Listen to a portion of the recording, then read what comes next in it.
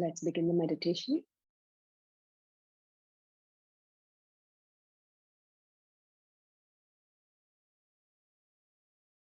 With eyes closed,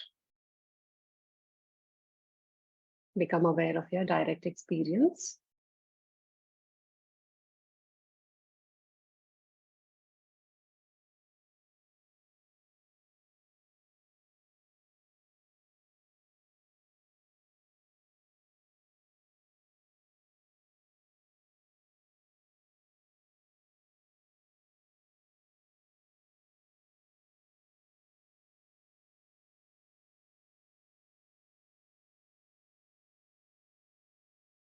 Our own individual conditioning and the conditioning of the world is to focus on the content of consciousness, what is arising. It seems to be such a fundamental error, not just you and me. I think it's a universal error that we've never been asked to observe the substratum or the space of in which and from which all experiences arise.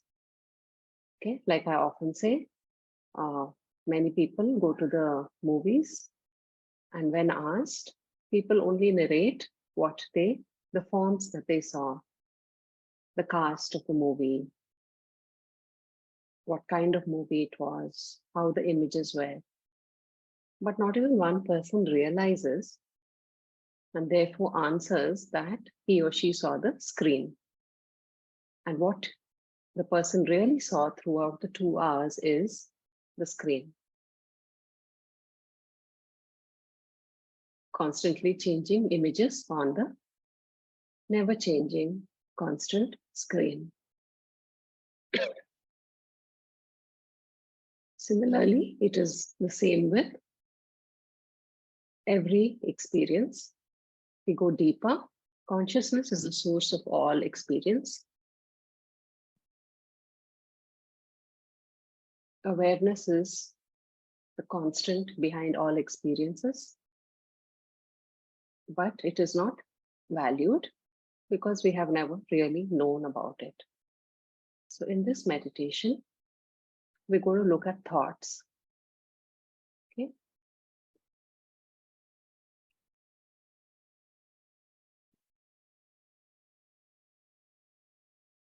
So most times we are concerned about the content of the thought. What does the thought say?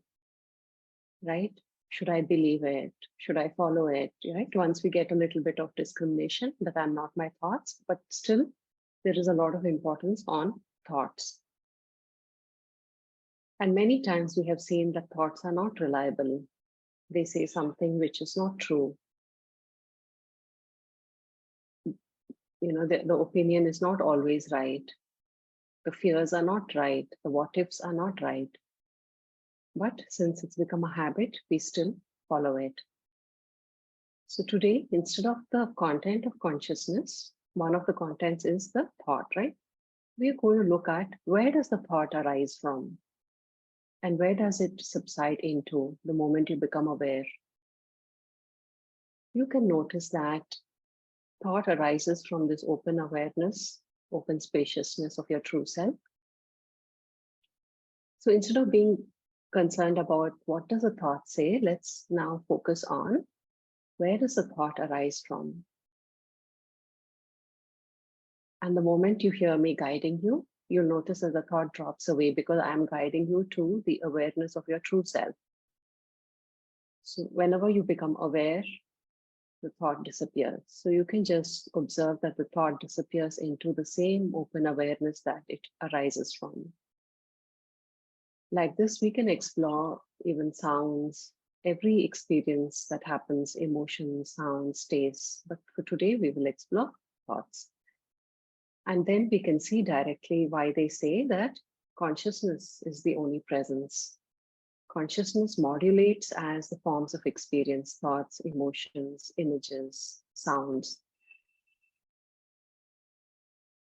But it is the only power, the only substratum. So when power is withdrawn from the contents of consciousness to consciousness itself, the pristine, pure consciousness, unmodulated consciousness, then the true power, true love takes over our life. So take a moment to be aware, be aware of the open awareness.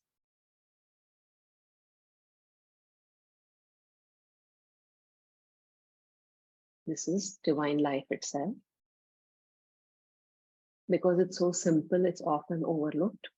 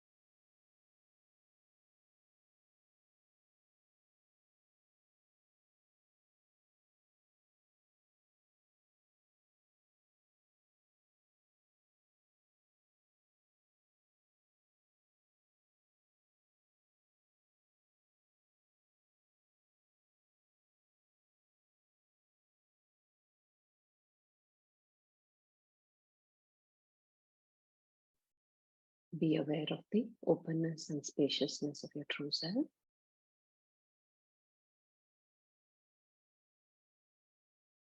With little bit of curiosity,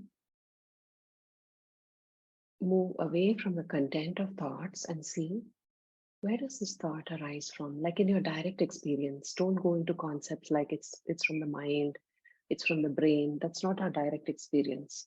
Very simple, childlike curiosity.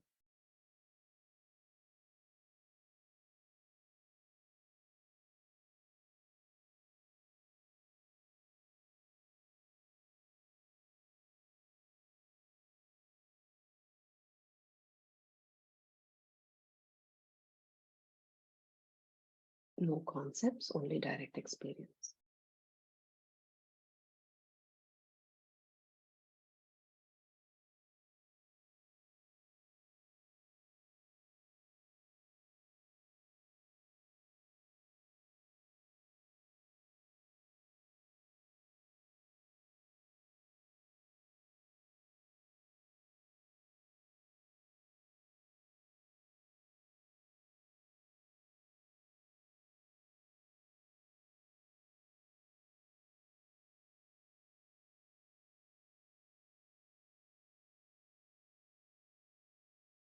Whenever I say be aware, return to the spaciousness. The guidance itself will make you drop the thought very spontaneously because you are the awareness. Notice that the thought just disappears into the same space that it arises from. Thought is a modulation in you, it's not you.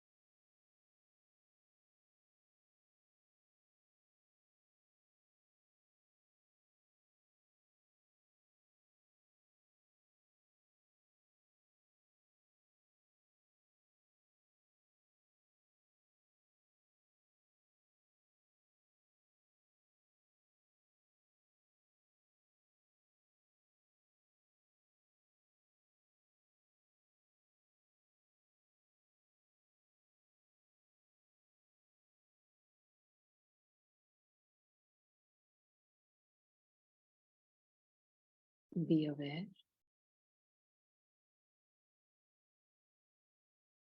Where did the thought go?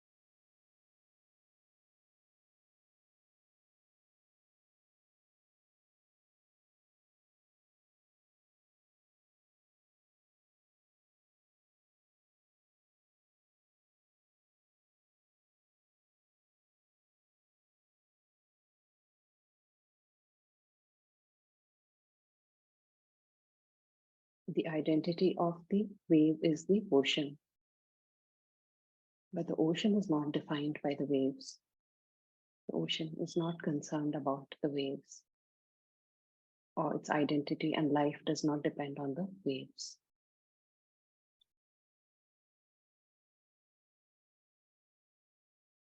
Thoughts keep changing, but you, the open awareness, you are unchanging. You are eternal life.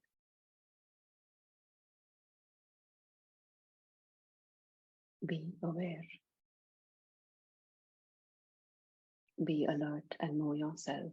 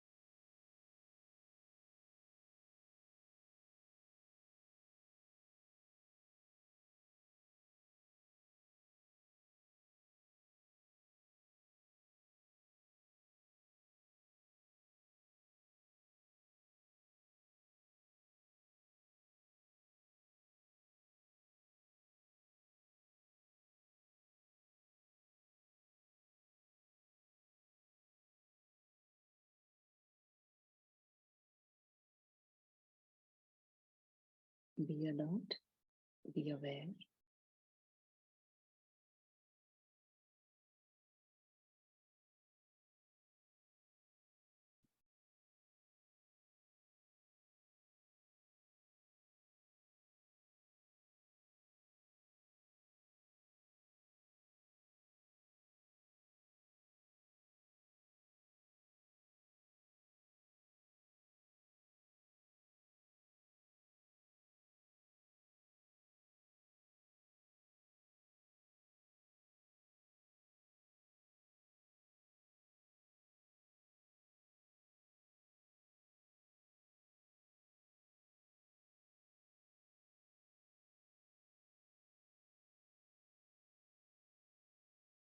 be aware, and notice that no matter what thought it is or how strong it is gone now.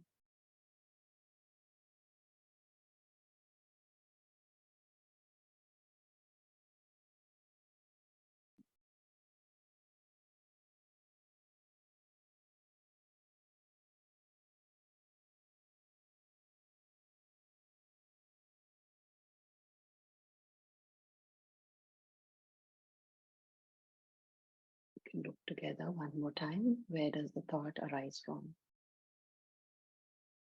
If we can't catch the arising, we can see that it subsides into the emptiness. It's just gone, no trace. unless you unless it arises again and you engage. If you don't, if you remain alert, it leaves no. Either way, it leaves no trace.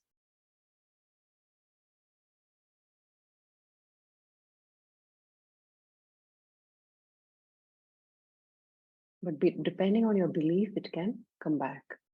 If you believe it the first time, it will return. If you don't believe it, there are chances that it may not return.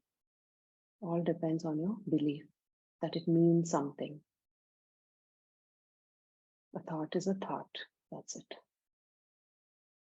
I don't think any of you have read any master's book which says some thoughts are important, so you have to be careful.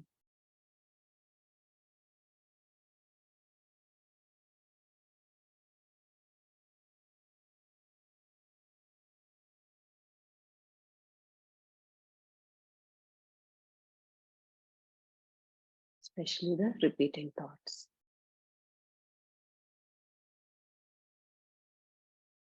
Be aware.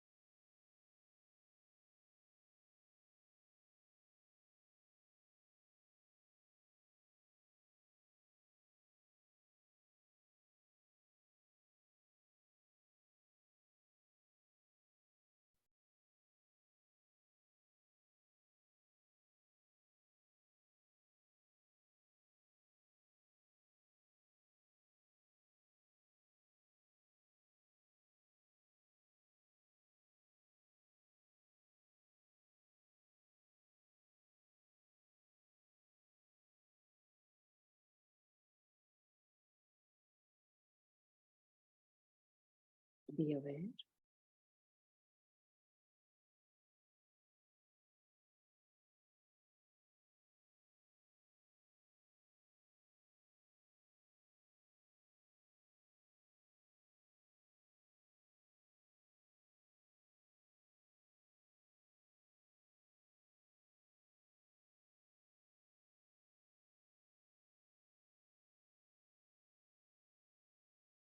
Douglas Harding says, you as the true self are the origin of the world.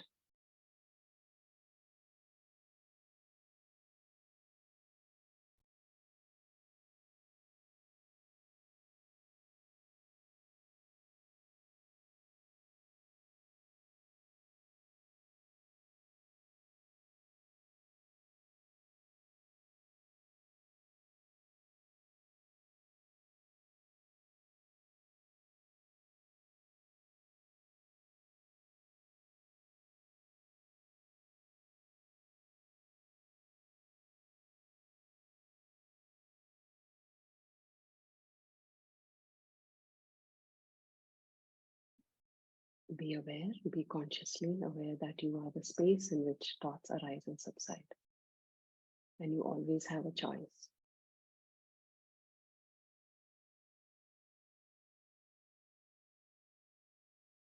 To not engage, not follow, not believe.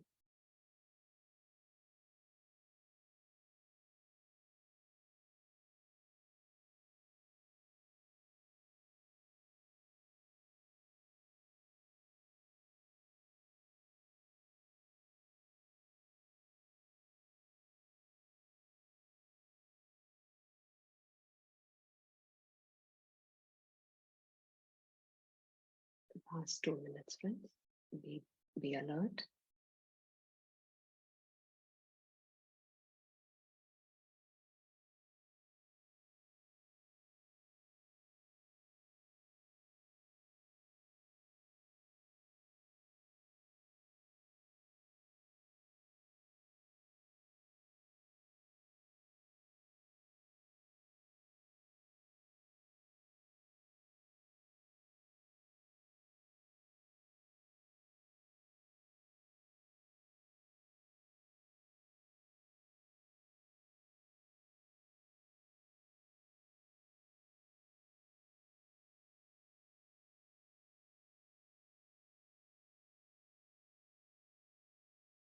Be the space. Be one with the stillness of the divine.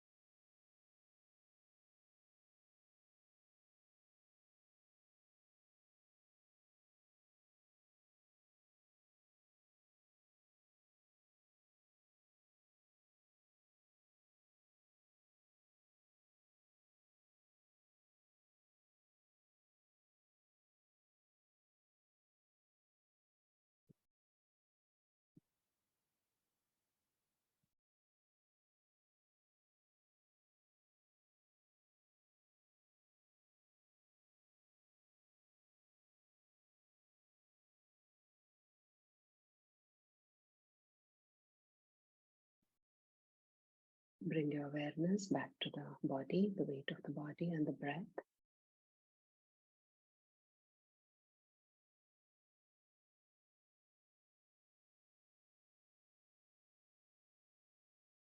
The breath also arises and subsides in the space of your awareness. Just take a moment to notice that.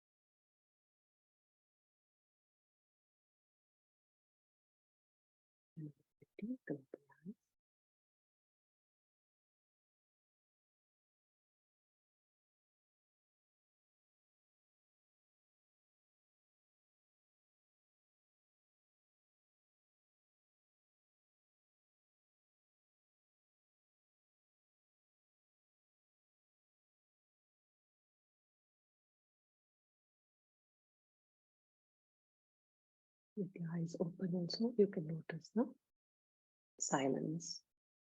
Some of you may notice that sense of aliveness or stillness, ever present.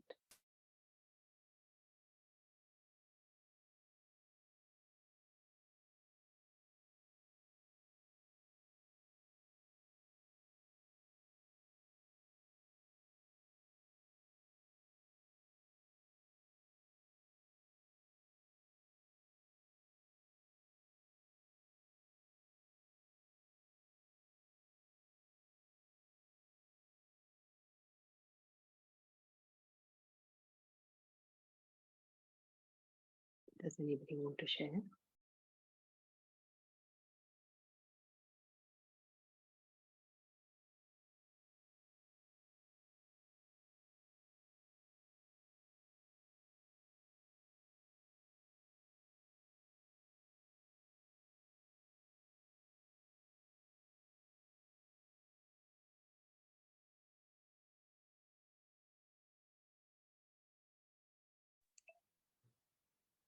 I will. So Cheryl, Yes, Sharana.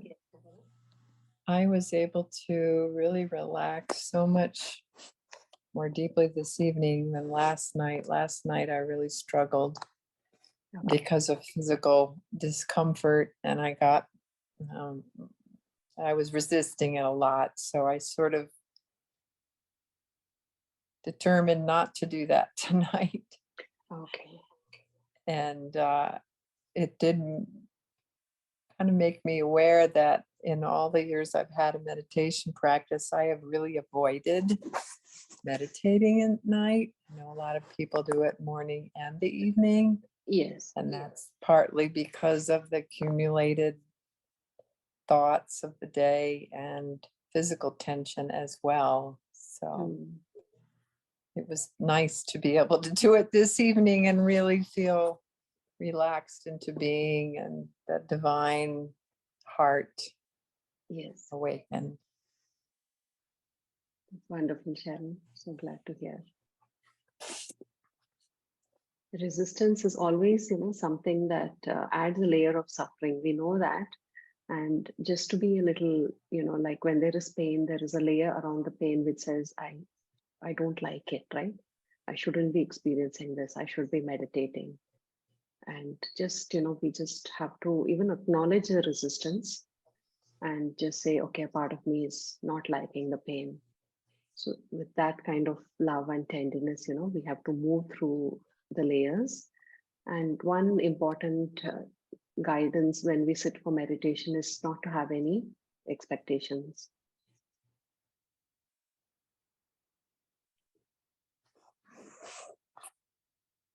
And another point I wanted to add was, so when we say don't believe thoughts, we also, we know that, sometimes functional thoughts are useful.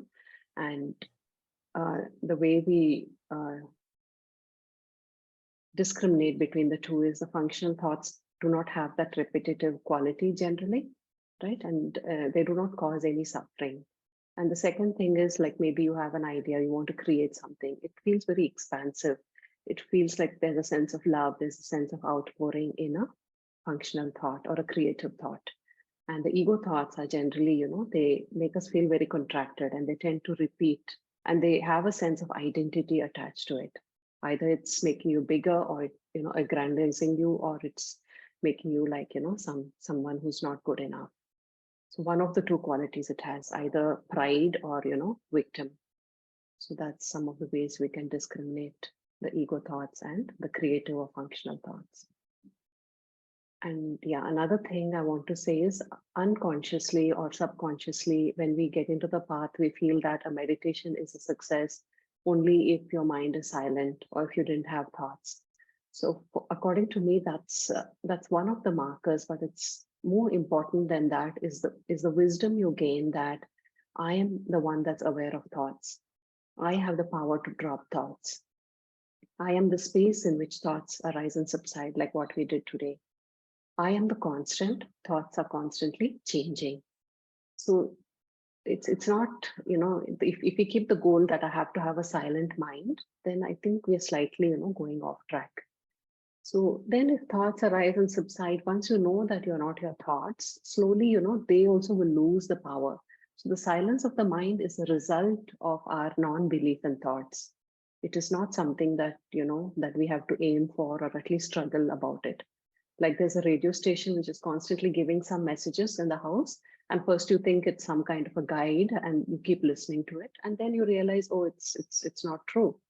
And then slowly you start, it can be there, but you constantly become aware, I'm not going to believe it, I'm not going to believe it. So that is very powerful. Anybody else wants to share? Could you all see that the space is constant and thoughts are arising, and when you look for it, it's just gone back into the source?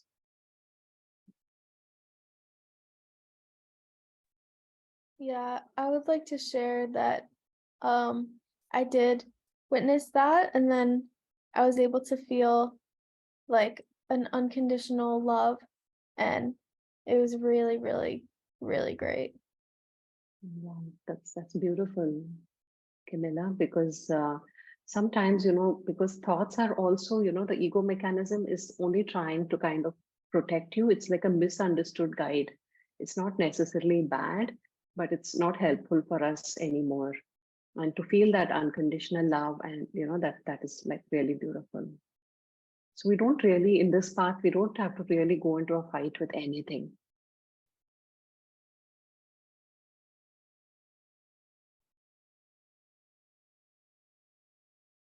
Anyone else? Could I ask a question? Sure, Rutan.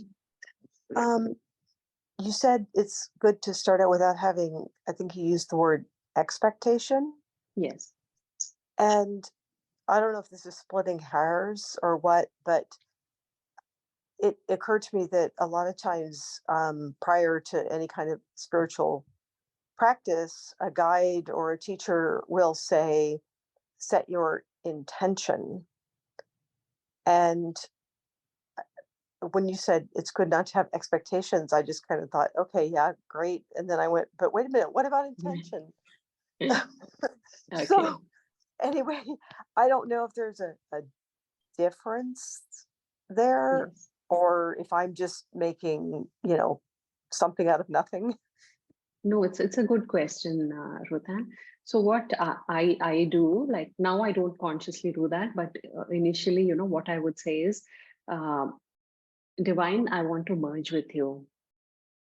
And I tell myself as much as possible, I'm going to sit straight, I'm going to be alert, I'm going to bring in the sincerity into the meditation. So, and after that, Rotan, to kind of just say, Divine, I want to merge with you, immediately you sink into the heart and there's a softening. Okay. And that kind of an intention and sincerity is important. But at other times, what would happen is maybe I had a very peaceful meditation, or I had a feeling of the weight of the body like kind of becoming less, or some whatever the experiences, it doesn't matter. Then the next day when I sit for it, I would be like, is that happening? Am I feeling peaceful? So that is counterproductive. So sometimes what will happen is the mind will be very chaotic, and those days you may not be able to feel the peace.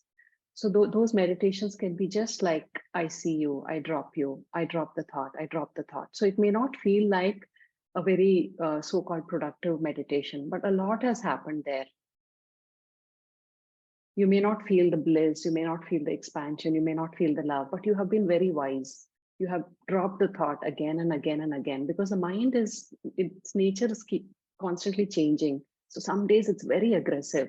And to have the expectation that I have to feel peaceful even when the mind is aggressive is it's not something up to us also. So those days, maybe it's more alertness. Maybe it's time to go for a walk, watch the colors, watch nature. And that can soften you down a little. But if I have an expectation, I have to feel peaceful even when my mind is aggressive, it doesn't help, right? I hope that's answers the question. Yeah, it does. I think expectation is more, I guess, outcome oriented, like Yes, pass fail or whatever, whereas intention is more heart based. perfect. You said it perfectly, Ruthan. Yeah, Yes. okay, yeah, that makes a lot of sense then. Yeah, that's it. Yeah, it kind of takes the whole doer out of it and just leaves